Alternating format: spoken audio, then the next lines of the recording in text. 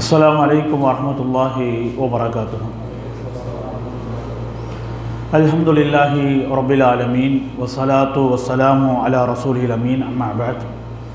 அல்லாஹும்ம ஷ்ரஹ் லி ஸத்ரி வ யஸ்ஸிர் லி அம்ரி வஹ்லுல் உக்ததம் மின் லிசானி யஃப்கஹு கௌலி ரப்பி ஸித்னி இல்மா.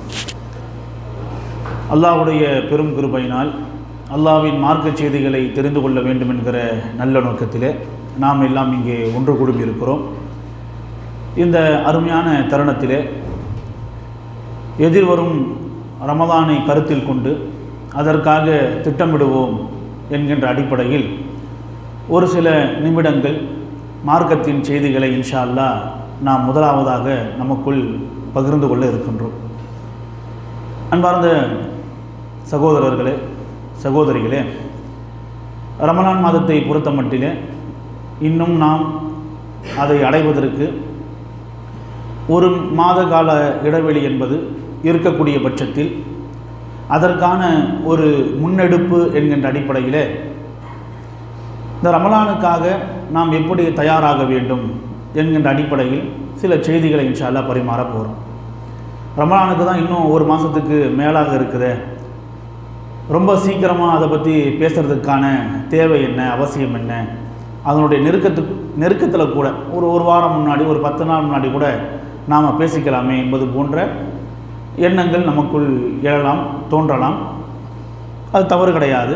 என்ற போதிலும் நமக்கு நன்மையில் வழிகாட்டிகளாக இருந்தவர்கள் நம்முடைய முன்னோர்கள், சஹாபாக்கள், சலஃபுகள் ரமலான் மாதத்தை அடைவதற்கு ஒரு 6 மாதத்துக்கு முன்பாகவே என்ன செய்வாங்க அப்படின்னா, அந்த ரமலான் மாதத்தை அடைய வேண்டும் என்கின்ற அடிப்படையில் அல்லாஹ்விடத்திலே துவா செய்ய ஆரம்பித்து விடுவார்கள். யா இறைவா, வல்ல ரஹ்மானே, வரக்கூடிய ரமலானை அடையக்கூடிய ஒரு பாக்கியத்தினை எங்களுக்கு தந்து அருள் புரிவாயாக என்று பிரார்த்தனை செய்யக்கூடியவர்களாக என்ன செய்கிறாங்க அப்படின்னா இருந்திருக்கிறாங்க. அப்போ அந்த அடிப்படையில் நமக்கும் இந்த கவலை என்பது, எதிர்பார்ப்பு என்பது இருக்கணும். ஒவ்வொரு ரமலானிலும் இப்படியாக நமக்குள்ள பேசுவது வளமத்தானே என்பது போன்ற எண்ணங்கள் நமக்கு தோன்றினாலும் உண்மையிலேயே இது ஒரு வளமைக்காக பேசக்கூடிய பேச்சல்ல. உண்மையிலேயே நாம் கவனத்திலே கொள்ள வேண்டிய பேச்சு என்பது நம்மளை சுற்றிலும் நடக்கக்கூடிய சம்பவங்கள் நமக்கு உணர்த்துகிறது. நேற்றைய தினம் தமுமுகவினுடைய முக்கிய நிர்வாகிகளில் ஒருவரான நம்முடைய சகோதரர் தைமியா அவர்களை குறித்துண்டான அந்த மரண செய்தி என்பது அவருக்கு நெருக்கமானவர்களுக்கு மிகப்பெரிய ஒரு அதிர்ச்சியை ஏற்படுத்தியிருக்கிறது. அவருடைய மரணமும் பலருக்கு பெரும் அதிர்ச்சியை ஏற்படுத்தியிருக்கிறது. ஒவ்வொருவரும் அவரை குறித்துண்டான பதிவுகளை பதிவு செய்யக்கூடிய சமயத்தில் எல்லோரும் சொல்லக்கூடியது என்ன அப்படின்னா, நாங்கள் யாருமே அப்படி என்ன செய்யலை, நினச்சி கூட பார்க்கல. ஏன்னா ஒரு நாளுக்கு முன்னதாகத்தான் வழக்கம் போல் எங்கள் இடத்துல பேசினார். இந்த மாதிரி தர்பியா நிகழ்ச்சி இருக்குது வரீங்களா, பயா நிகழ்ச்சி இருக்குது வரீங்களா என்று எப்போதும் இயல்பாக அவர் சுறுசுறுப்பாக செயல்படுவதை போன்றுதான் அதற்கு முந்தைய தினம் எங்களோடு பேசினார், உரையாடினார், பழகினார். ஆனால் அடுத்த நாள் சுபஹ் தொழுகையோடு அவர் நம்மளை விட்டு பிரிந்திருக்கிறார் என்பது பலருக்கும் பெரும் ஒரு அதிர்ச்சி என்ன செஞ்சிருக்கு அப்படின்னா ஏற்படுத்தியிருக்கிறது. அப்போ சஹாபாக்கள் சும்மாலாம் துவா செய்யலை, அப்படி தானே? 6 மாதத்துக்கு முன்னதாகவே இரவா எங்களுக்கு ரமதானை அடையக்கூடிய பாக்கியத்தை தா என்றெல்லாம் அவர்கள் சும்மா யதார்த்தமாக வளமையெல்லாம் துவா செய்யலை. உண்மையிலேயே மரணத்தினுடைய சிந்தனை இருப்பவர்கள் இப்படி தான் செயல்படுவாங்க. ரமலானுக்கு முந்தைய நாள் கூட பல பேருடைய உயிர்கள் என்ன செஞ்சுருக்கலாம் அப்படின்னா கைப்பற்றப்படலாம். அவர்களுக்கு உண்டான விதி வந்தால் போய் சேர வேண்டியது தானே என்ற போதிலும் கூட அந்த ரமலான் மாதத்தை அடைந்து அதன் மூலமாக ஏராளமான நன்மைகளை பெற்றவர்களாக, பாவங்கள் மன்னிக்கப்பட்டவர்களாக நம்முடைய ரூஹுகள் பிரிந்தால் அது நமக்கு மேலானதாக இருக்குமே, நமக்கு அது பலனுள்ளதாக இருக்குமே என்கின்ற ஒரு ஏக்கமும் ஒரு கவலையும் தான் அவர்கள் அல்லாஹ்விடத்தில் இப்படியாக அவர்களை பிரார்த்தனை செய்ய தூண்டியிருக்கிறது. இறைவா, எங்களை இந்த வரக்கூடிய ரமலான் மாதத்தை அடையக்கூடிய தௌஃபீக்கினை, வாய்ப்பினை எங்களுக்கு தந்து அருள் புரிவாயாக என்று அவர் பிரார்த்தித்திருக்கிறார்கள். அப்போ ரமலானுக்காக நாம் திட்டமிடுறோம் அப்படின்னா அந்த திட்டமிடுதல்களில் மிக முதன்மையானது, மிக தலைமையானது என்ன அப்படின்னா, வரக்கூடிய இந்த ரமலான் மாதத்தை அடையக்கூடிய பாக்கியத்தினை எனக்கும் என்னுடைய குடும்பத்தார்களுக்கும் தந்த அருள் புரிவாயாக என்று உண்மையிலேயே உளப்பூர்வமாக என்ன செய்யணும், நாம் துவா செய்யக்கூடாது இருக்கணும். ஏனோ தானோ என்று வளமையாக என்ற கண்ணோட்டத்தில் இல்லாமல் உளப்பூர்வமாக உண்மையிலேயே வரக்கூடிய இந்த ரமலான் மாதத்தை அடையக்கூடிய ஒரு பாக்கியத்தினை எங்களுக்கு தந்தல் புரிவாயாக என்று அல்லாஹ்விடம் நாம் பிரார்த்தனை செய்யக்கூடியதாக இருக்க வேண்டும். இரண்டாவதாக, ரமலான் மாதம் என்பது எப்போதும் வருடத்திலே ஒரு மாதமாக நம்மளை வந்து போகக்கூடிய ஒரு மாதம்தான், நம்மளை வந்து கடந்து செல்லக்கூடிய ஒரு மாதம்தான். அந்த மாதத்தை நாம் அடைந்தோம் என்றால் நாம் ஒவ்வொரு ரமலானிலும் எப்படி நன்மையான விஷயங்களை மெனக்கிட்டோமோ அது போன்று மெனக்கிட தான் போகிறோம். எப்படி தவறுகளில் இருந்து நாம் விலகி இருக்க போகிறோமோ அப்படி விலகி இருக்கத்தான் போகிறோம். அதற்காக பெரிய அளவுக்கு ஏன் திட்டமிடணும்? அதற்கான பெரிய ஒரு முன்னெடுப்பாக, ஒரு தயாரிப்பாக ஏன் ரமலானுக்கு முன்னதாக ஒரு பெரும் ஒரு பார்வையை நாம் அதன் மீது கொள்ள வேண்டும் என்றால், ரமலான் மாதத்தின் மீது மார்க்கம் அப்படியான ஒரு பெரும் ஒரு பார்வை கொண்டிருக்கிறது. வருடத்திலே 12 மாதங்கள் இருக்கிறது என்றால் ஒவ்வொரு மாதத்தை குறித்தும் மார்க்கம் இவ்வளவு விரிவாக நம்மிடத்தில் பேசவில்லை. மார்க்கம் அப்படியான ஒரு தனித்துவமான பார்வையை அந்த மாதத்தில் கொண்டதில்லை. ஆனால் ரமலான் மாதத்தின் மீது தான் மார்க்கம் என்ன செய்யுது அப்படின்னா தனித்துவமான ஒரு பார்வையை கொள்கிறது. ரசூலுல்லாஹி ஸல்லல்லாஹு அலைஹி வஸல்லம் சொல்லி காண்பிக்கிறாங்க. அபூ ஹுரைரா ரலியல்லாஹு அன்ஹு அவர்கள் அறிவிக்கக்கூடிய ஒரு செய்தி, இதாக்கான அவ்வொரு லைலத்து மின் ஷஹ்ரி ரமலான், ரமலான் மாதத்தினுடைய முதல் நாள் தோன்றிவிட்டால், ரமலான் மாதத்தினுடைய பிறை பார்க்கப்படுகிறது, ரமலான் மாதத்தினுடைய முதல் நாள் தொடங்குகிறது. அப்போ ரமலான் மாதத்தினுடைய முதல் நாள் தொடங்கிவிட்டாலே சுஃபிதத்து ஷயாத்தீன், ஷைத்தான்களுக்கெல்லாம் விலங்கிடப்படுகின்றன. இப்போ 11 மாதங்கள் அவிழ்த்துவிடப்பட்டிருக்கிற ஷைத்தான் இந்த ரமலான் மாதத்தில் என்ன செய்யப்படுறான் அப்படின்னா சங்கிலியால் பிணைக்கப்படுகிறான்.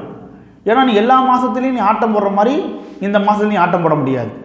எல்லா மாதத்துலேயும் உனக்கு கட்டுக்கடங்காத ஒரு சுதந்திரத்தை கொடுத்த மாதிரி இந்த மாதம் என்ன செய்ய முடியாது, உனக்கு கட்டுக்கடங்காத ஒரு சுதந்திரத்தை கொடுக்க முடியாது. ஏன்னா இது எல்லா மாதங்களை போன்ற வளமையான மாதம் கிடையாது, ரமலான் மாதம். இது ரமலானுடைய மாதம் என்கின்ற அடிப்படையில் ஷைத்தான்களுக்கு விலங்கிடப்படுகிறது என்று ரசூலுல்லாஹ் சொல்கிறாங்க. இரண்டாவதாக, உல்லிகத் அப்வாபுன் நார், நரகத்தின் வாயில்கள் அடைக்கப்படுகின்றன, நரகத்தின் வாயில்கள் அடைக்கப்படுகின்றன என்று ரசூலுல்லாஹ் சொல்கிறாங்க. அப்போ மற்ற மாதங்களில் இப்படியாக ரசூலுல்லாஹ் முன்னிறுப்பு செய்யலை. எத்தனையோ மாதங்கள் இருக்குது. துல்ஹஜ் மாதம் என்கிற மகத்துவமான மாதம் இருக்கிறது, ரஜம் மாதம் இருக்கிறது, இன்னும் ஏராளமான மாதங்கள் இருக்கிறது. ஆனால் ரமலானுடைய மாதத்தை குறித்து சொல்லப்படுது, ரமலான் மாதத்தினுடைய முதல் பிறை பார்க்கப்பட்டு ரமலானுடைய முதல் தினம் தோன்றிவிட்டால் நரகத்தின் வாயில்கள் அடைக்கப்படுகின்றன என்று ரசூலுல்லாஹ் சொல்லி காண்பிக்கிறாங்க. அப்போ மார்க்கம் ரமலான் மாதத்தின் மீது இந்த அளவுக்கு என்ன செய்யுது அப்படின்னா ஒரு சிறப்பான பார்வையை கொண்டிருக்கிறது. உதாரணமாக, இப்போ நாம் வளமையாக வேலையை முடிச்சுட்டு வந்துடுறோம், வேலையை முடிச்சுட்டு போகிறோம்.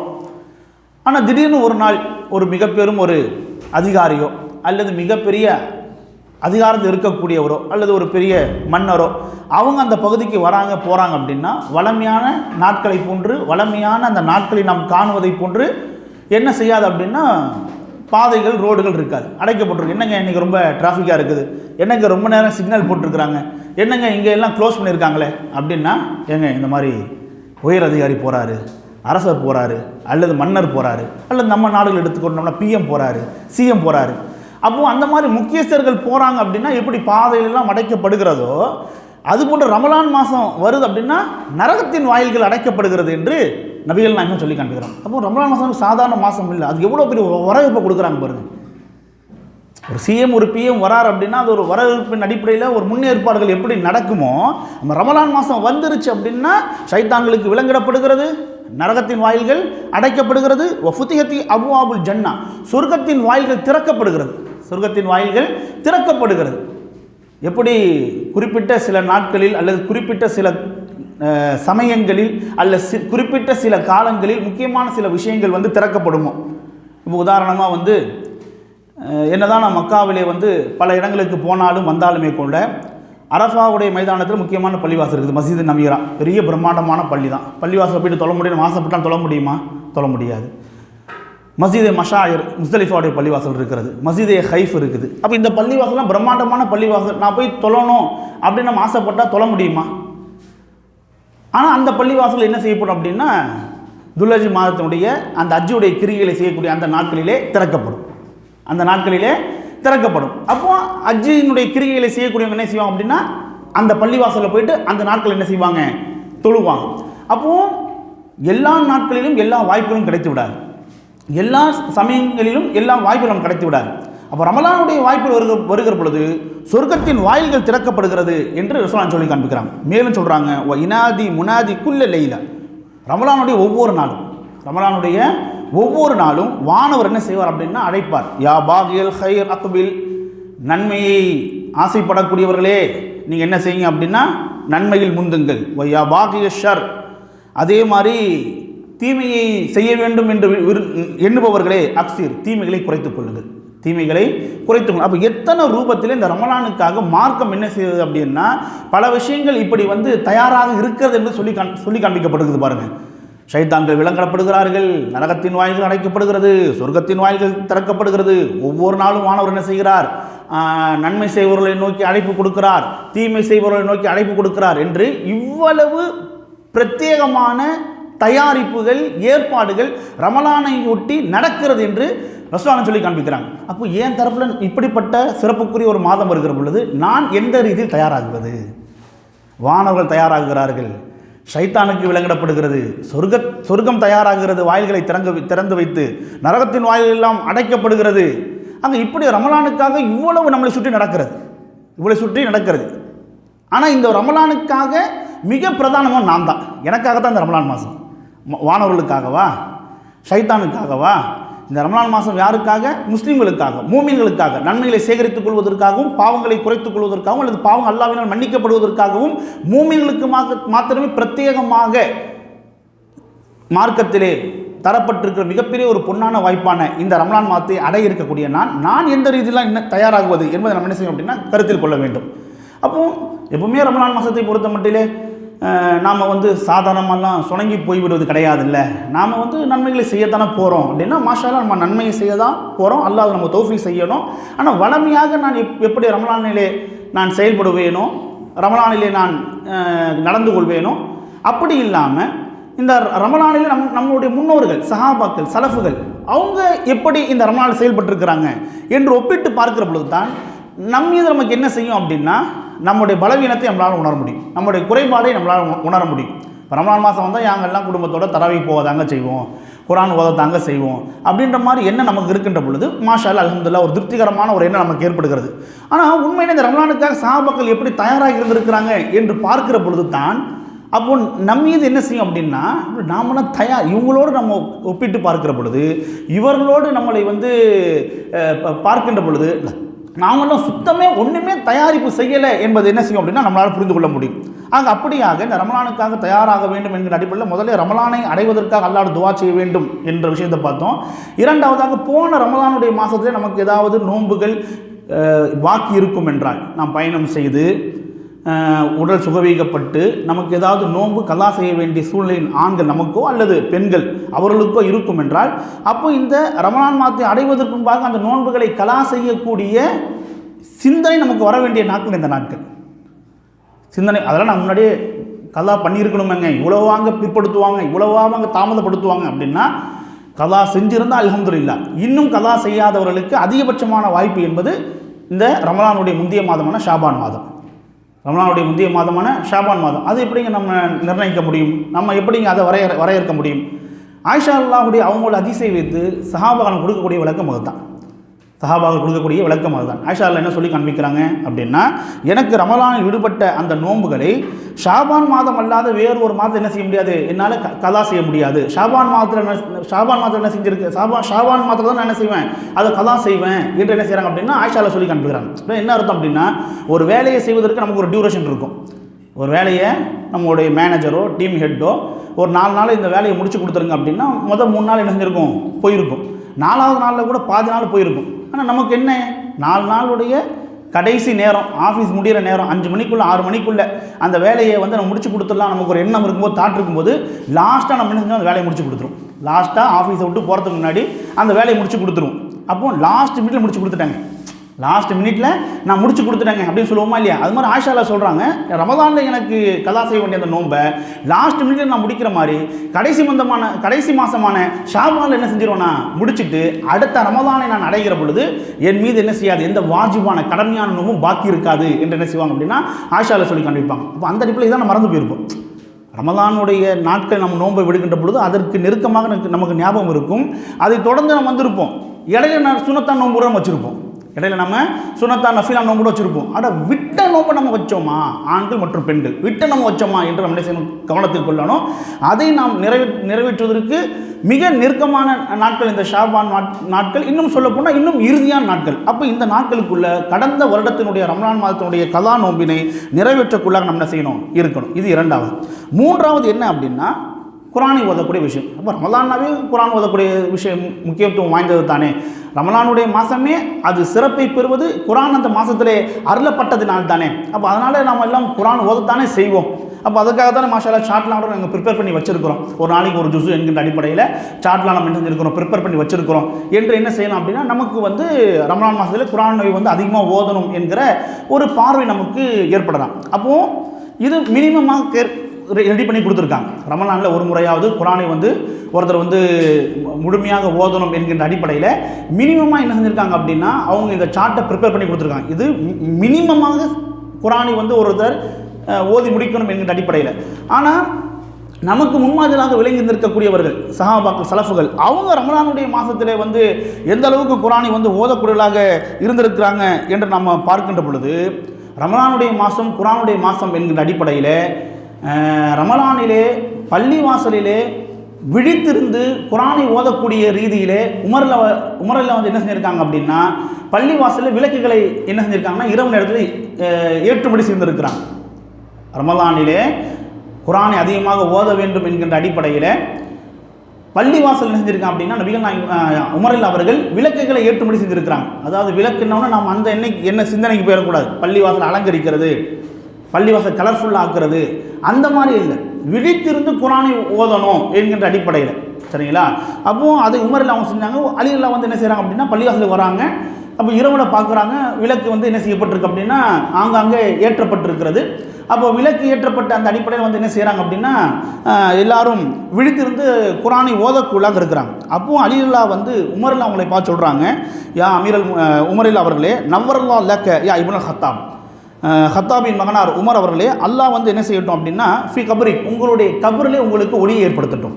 உங்களுடைய கபரிலே உங்களுக்கு அல்லாஹ் ஒளியை ஏற்படுத்தட்டும். கமா நவ்வர்த்த மசாஜித் அல்லா பில் குரான், குரானை ஓதுவதற்காக பள்ளிவாசல்களில் நீங்கள் எப்படி ஒளியை ஏற்படுத்தி வச்சிருக்கிறீங்களோ, விளக்குகளை ஏற்படுத்தி வச்சிருக்கீங்களோ, இது போன்ற ஒளியை அல்லாஹ் சுப்ஹானஹு வ தஆலா உங்களுடைய கபரிலே உங்களுக்கு ஏற்படுத்தணும் அப்படின்ட்டு அலி அல்லாஹ் அவர் என்ன பண்ணுறாங்க அப்படின்னா உமரில் அவர் துஆ செய்கிறாங்க. அப்போது ரமலானுடைய அந்த நாட்களை பொறுத்த மட்டிலே நம்ம என்ன சொன்னால் கூடுதலாக குரானுக்கு நேரத்தை ஒதுக்கணும். வளமையாக நான் ஃப்ரீயாக இருக்கிற நேரத்தில் குரானை ஓதிக்கிறேன் என்பது மாதிரி இல்லாமல் நாம் வேலை செய்து கூடுதலாக இருந்தாலும் சரிங்களா, நமக்கு நேரம் இல்லாதவர்களாக நாம் இருந்தாலும் இந்த குரானை ஓதுவதற்காக நம்ம என்ன செய்யும் அப்படின்னா நேரத்தை நம்ம பிரத்யேகப்படுத்த வேண்டும்.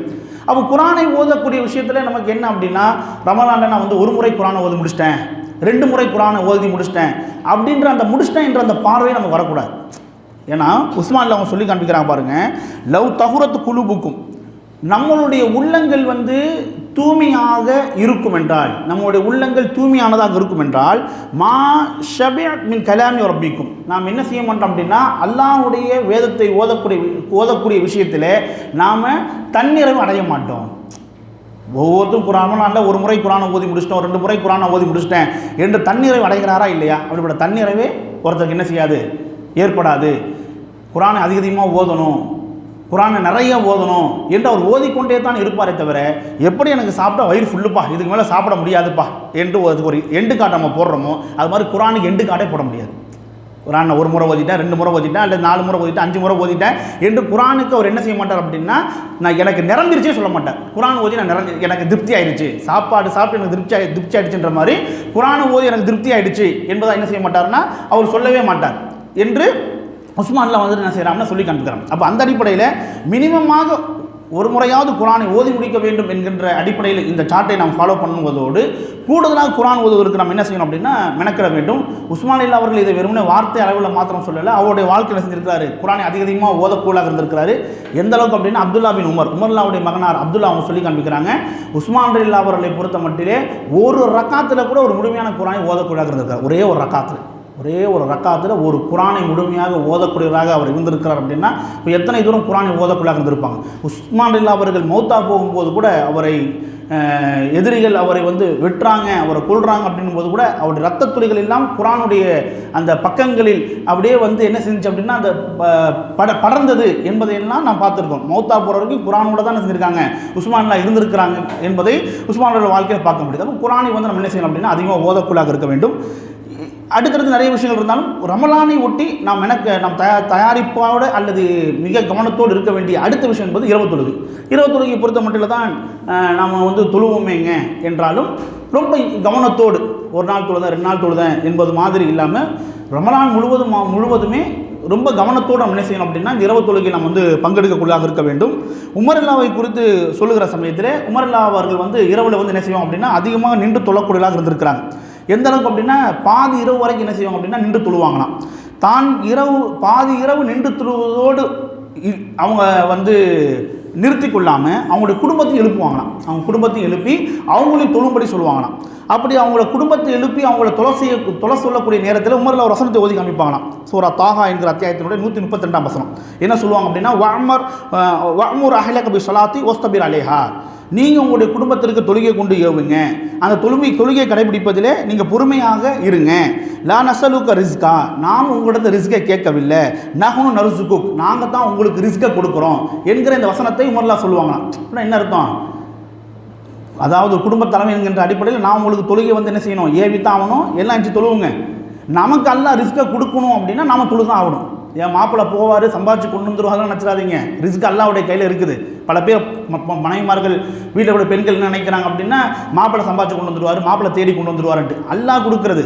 அல்லாஹ் நம்ம கொடுக்கணும் அப்படின்னா நாம் என்ன செய்யணும், தொழுகணும். அதுதான் அல்லாஹ் குர்ஆனில் சொல்கிறான், நஹ்னு நர்சுகுக், நாம தான் உங்களுக்கு உணவு கொடுக்கணும், அதனால் நீங்கள் தொழுகை உங்களுடைய குடும்பத்தாருக்கு ஏவுங்க என்கிற அந்த வசனத்தை உமரில் என்ன செய்வார்னா குடும்பத்திற்கு சொல்லி குடும்பத்தை தொழும்படி சொல்லுவாங்க. அப்போ இப்படி அவர் வளர்த்த காரணத்தினால், தன்னுடைய குடும்பத்தை வளர்த்த காரணத்தினால் அவருடைய பிள்ளை அப்துல்லா பின் உமர் அவர்கள் அவங்களும் என்ன செய்வோம் அப்படின்னா அதிகமாக நின்று தொழக்கொள்ளாக இருப்பாங்க. நல்லா யோசிச்சு பாருங்கள். அப்துல்லா பின் உமர் அவர்கள் அவங்க என்ன செய்வாங்க அப்படின்னா இரவு தொழுகை நிறைவேற்றக்கூடிய சமயத்தை தங்களுடைய குடும்பத்துக்கு அவங்க ஓதி காண்பிக்கக்கூடிய வசனம் சூரா ஜுமர் என்கிற அத்தியாயத்தினுடைய 9ஆம் வசனம், அம்மன் ஹுவ கானித்து ஆனா அல்லை சாஜிதன் வ காயிமன், எவர் ஒருவர் இரவிலே அல்லாஹ்வுக்கு சஜ்தா செய்தவராக அல்லாஹ்வை நின்று தொழுதவராக எவர் இருக்கிறாரோ, யஹ்துல் ஆஹிரா, மறுமை நாளை அஞ்சியவராக அவர் இருக்கிறாரோ, வ யர்ஜு ரஹ்மத் ரப்பி, தன்னுடைய இறைவனுடைய அருளை எதிர்பார்த்தவராக இருக்கிறாரோ என்று அல்லாஹ் சுப்ஹானஹு வ தஆலா மூமினை குறித்து சொல்லி காண்பிப்பான்.